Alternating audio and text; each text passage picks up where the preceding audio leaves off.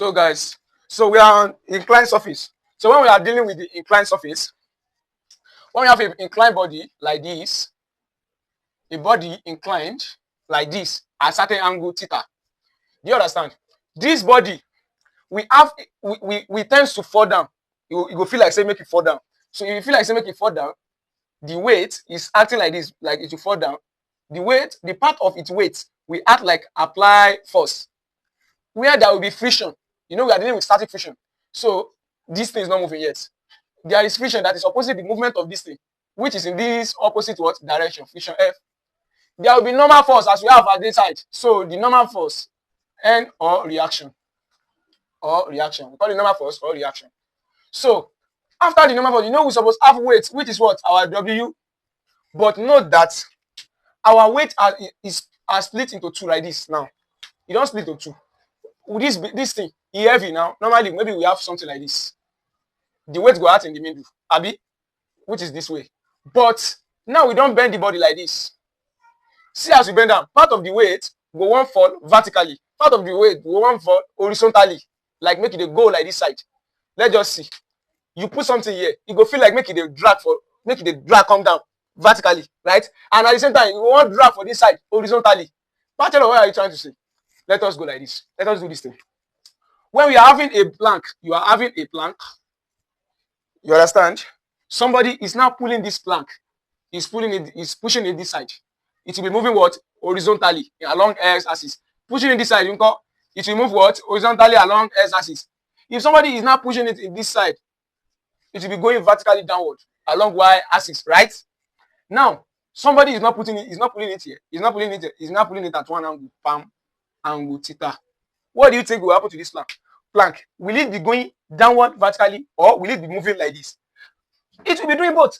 It will be doing both together because this angle, there will be force that will be going vertically, there will be force that will be going horizontally. So there will be force that will make it want to fall down. There is force that will be making it to go in this direction.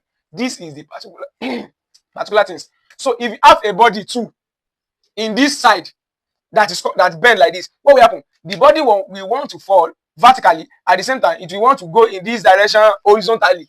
Think. Shall you get? So because the body go, they do two things together. How will we now go know the one way there for vertical and the one way there for horizontal? How are we going to know the vertical force and the horizontal force? We are going to use sine and cos rule. Sine and cos rule by mathematics. You have it?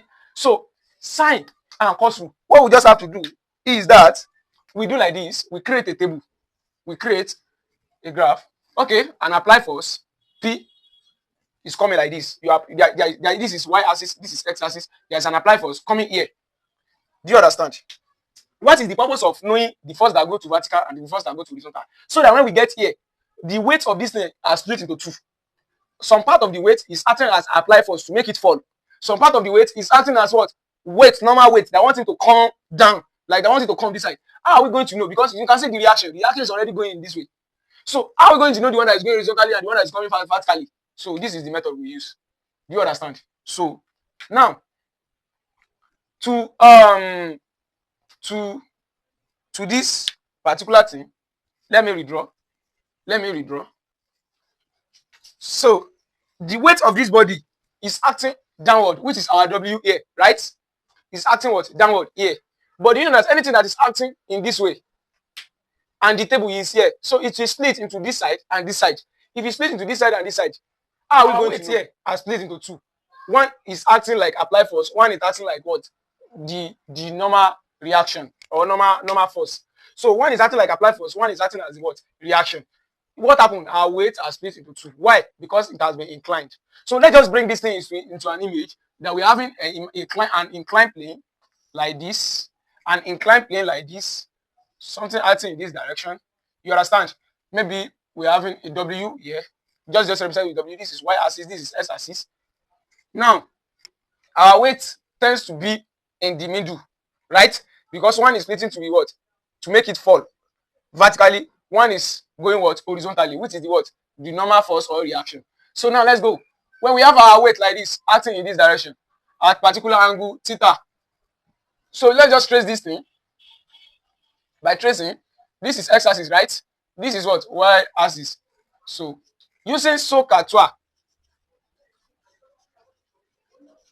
What is the function of this so-called sine, cos, and tan? We always use sine and cos to differentiate this type of things, to know the one that is vertical and the one that is for what?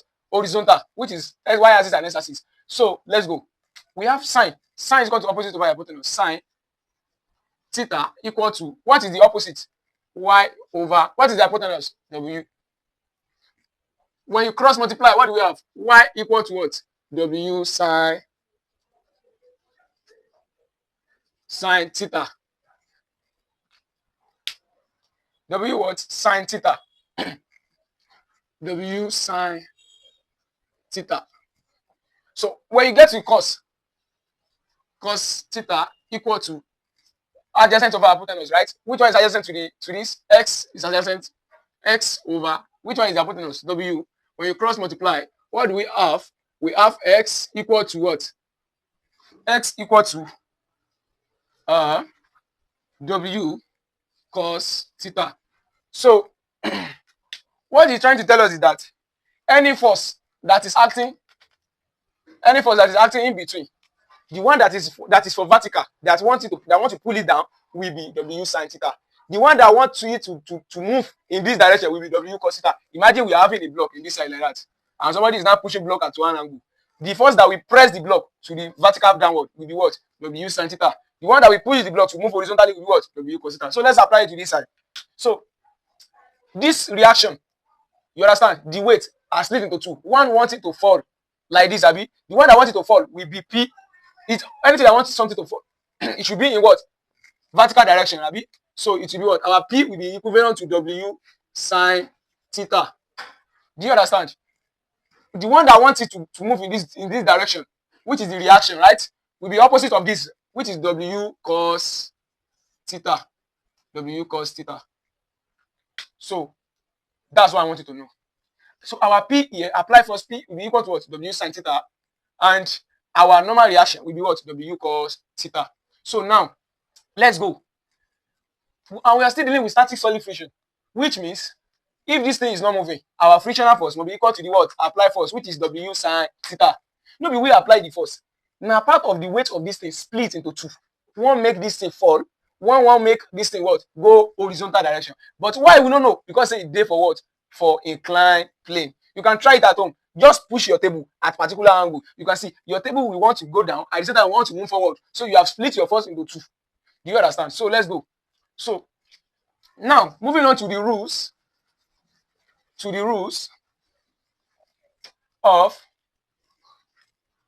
our rules. What do we call coefficient of static friction? We say it is the ratio of limiting frictional force. Our coefficient of static solid friction will now be equal to ratio of limiting frictional force F over what will be our reaction? What is our reaction here? R. But what will be our reaction here? F over W cos theta. If this thing is not moving, it's still static. You understand? Don't forget that our applied form will be equal to what? Frictional force. If it is still static, if it has not moved. So what will happen? F minus what? F is equal to what? P. And our P is what? W sine theta. We can still say that what? W sine theta over W cos theta. Do you understand? So, and sine theta over cos theta is the same thing as tan theta. W cancel W, which is the same thing as what? Tan theta. Do you know that W sine theta over W cos theta is the same thing as what? Mg sine theta over what? Mg cos theta. Don't forget, weight is equal to what? Mass times acceleration due to gravity. So that's how it is. This formula are to be memorized. Please make sure you memorize this formula. So it's either you use this, or we use this. But if you are asked to calculate our coefficient of limiting frictional force that is acting to this, what will you do? You just make this associate formula. You say coefficient of limiting frictional force equal to limiting frictional force over W cos theta. You cross multiply, make F associate formula. F equal to coefficient of limiting frictional force times W cos theta. So this is how to get our what? Limiting frictional force. So I hope you guys cos theta. I hope you guys get this thing. So this is the way we get it here. You know, here, this is normal weight or reaction. But here we are having what? Our reaction to be what? W cos theta. You can see the difference. There is the difference between. Please make sure you know this particular formula, this, because we'll be needing it in our dynamic friction. Make sure you memorize them. You have to memorize them. So, right, guys, at this point, I hope we have mentioned or covered a lot about this horizontal and inclined surface for the static solid friction. So we are moving on to dynamic friction. So thank you guys. If you benefit from this video, can you please like and subscribe? So guys, let's quickly do overview of what we've done today. We talked about the friction. Friction is the force that opposes the movement of relative motion of what? Of bodies and that are in contact. Frictional force is a contact force. That is when two bodies are in contact. If they are not in contact, there will not be what? Friction. So we also talk about the friction that it reduces the what? Velocity or speed of body that are in contact. One will be affected by another one. So we talk about the types of friction. The friction in solid, the static solid friction, dynamic friction, the friction in liquid, which is viscosity. We'll be talking about in another video. So just keep watching. So we have friction in gas, which is air resistance. So and we got some law in friction, which is the body must be in contact. Number one, before you have friction, the body, two or three bodies or more bodies must be in contact. The frictional force is directly proportional to the normal force or reaction of the weight, or reaction or weight. The more weight we have, the more it's pressed to the what? To the other surface, the more the friction. And the frictional force is independent of what? Surface area. It's not concerned about the surface area, whether the surface area is big or small. It is less concerned. But what happens is that it is concerned with the surface, the nature of the surface of the body. It depends on the nature of the surface of the body. Maybe the surface of the body is smooth or rough. And here, static solid friction increases as there is what? Increase in applied force. As I said earlier that in my previous video, that the moment you are increasing your applied force, the frictional force will keep increasing till it reaches what? The limiting frictional force. So let's go. Here are the formulas you have to memorize. So we talk about the coefficient of static solid friction, which is the ratio of limiting frictional force you have attained to your normal force. So there are the formula you have to put down. Just know this. That's good. So thank you for watching.